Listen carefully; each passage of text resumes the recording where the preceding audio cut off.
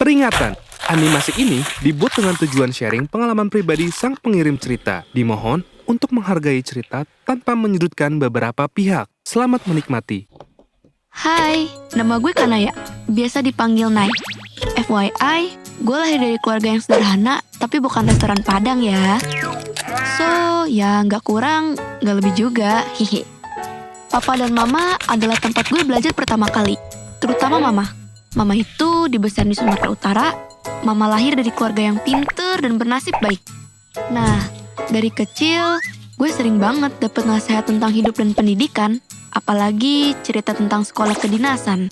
PKN Stan, I love you deh. BTW, kalau dari silsilah keluarga Mama, adiknya Mama alias auntie gue itu salah satu panutan gue. Dia pinter, baik, cantik, suaranya bagus banget lagi kalau nyanyi. Wow banget sih ini. Ini mah bener-bener independent woman. Gak cuma auntie aja yang bikin gue speechless. Keluarga Mama dari kedua orang tuanya juga pada bernasib baik. Pinter-pinter, cantik, cakep, lengkap banget deh pokoknya. Tapi ternyata keberhasilan mereka seakan-akan ngajarin gue bahwa untuk hidup, untuk jadi orang, harus sekolah. Harus belajar mati-matian pokoknya.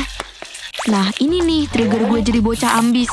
Karena ya mereka notabene-nya orang yang sekolah pakai beasiswa, kuliah di universitas negeri. Wah banget deh. Jadi role model gue banget sih orang-orang di dekat gue tuh.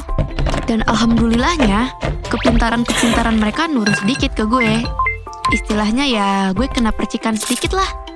Dari kecil, apapun perlombaannya, kelas berapapun gue, pasti dapet tuh juara 1.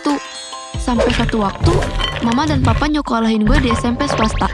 Yang mana itu sekolahnya sekolah terbaik di sini. Nah, karena itu SMP swasta, banyak banget nih teman-teman gue yang crazy rich. Dan gue mah apa tuh? Cuma dengar-dengarin ginian doang. So, apakah gue jadi juara 1 di kelas? Boro-boro bro, masuk 5 besar aja alhamdulillah. Tapi Mama dan Papa gue tuh gak nuntut apa-apa sih selain gue jadi anak yang baik dan taat sama agama. Cuman emang dasarnya gue tuh bocah ambis. Gue tuh hobi banget ikut kompetisi. Walaupun di SMP ranking gue sedikit menurun sih, tapi gue sering banget ikut lomba. Mulai dari news anchor, speech English, storytelling, apapun lah. Nah, di sana circle pertemanan gue mulai terbentuk. Gue mulai percaya diri dan punya teman. Yeay! Sebulan, 2 bulan, 3 bulan, kita makin dekat. Kadang gue sedikit iri sih sama mereka karena uangnya itu loh, tajir melintir woi.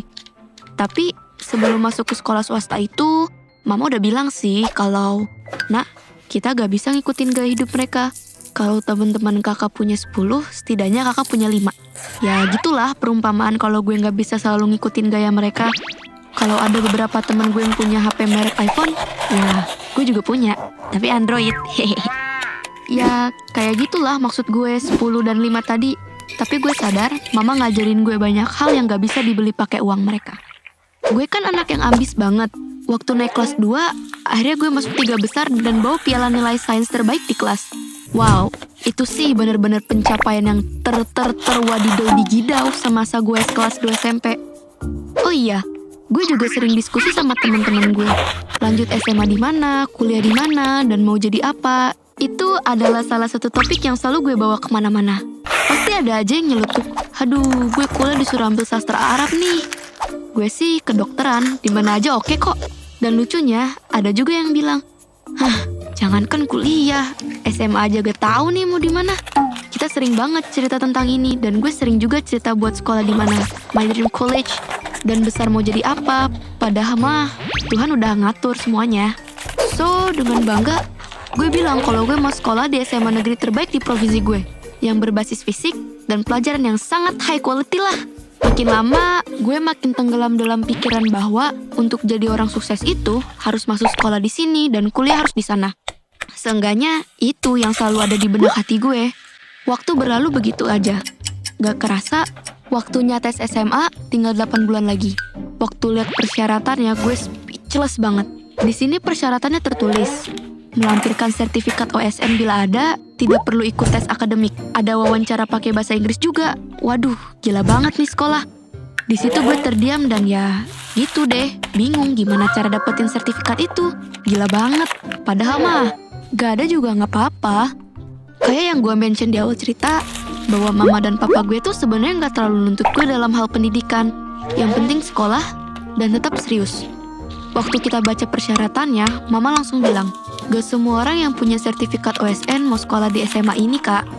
Hidup gak selalu di atas, kadang di bawah juga. Gak usah terlalu dipikirkan. Allah udah ngatur rezeki setiap orang. Gak akan tertukar kok, do your best aja.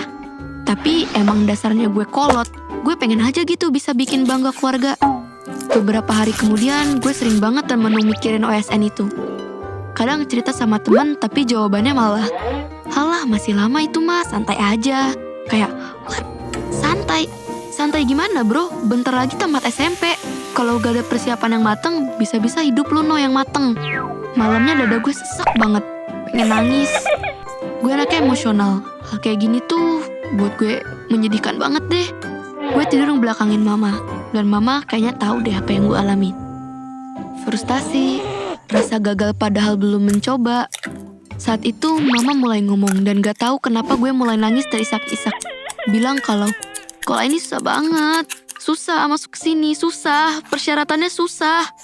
Mama langsung nenangin dan suruh cerita aja. Gak lama papa telepon dan nanya kenapa nangis. Di situ gue ceritain semuanya. Gue tumpahin kekesalan gue, kekecewaan gue bahwa ini sekolah susah. Kalau nggak masuk sini, gue nggak yakin sama masa depan gue sendiri. Sambil narik selimut buat nutupin muka sembab. Papa dengan santai dan tenang ngomong di telepon dengan cerita berbagai pengalaman hidupnya dan orang-orang di sekitarnya. Intinya, Papa ngomong gini, kita nggak usah terlalu berpikir apakah kita bisa masuk ke sini atau enggak, atau masuk sekolah di sana atau enggak. Semua tergantung rezeki masing-masing. Rezeki gajah gak bakalan bisa diambil semut dan juga sebaliknya. Tetapi gue gak bisa nerima itu karena gue pengen sukses. Dan papa bilang, sukses itu rezeki, yang penting jujur.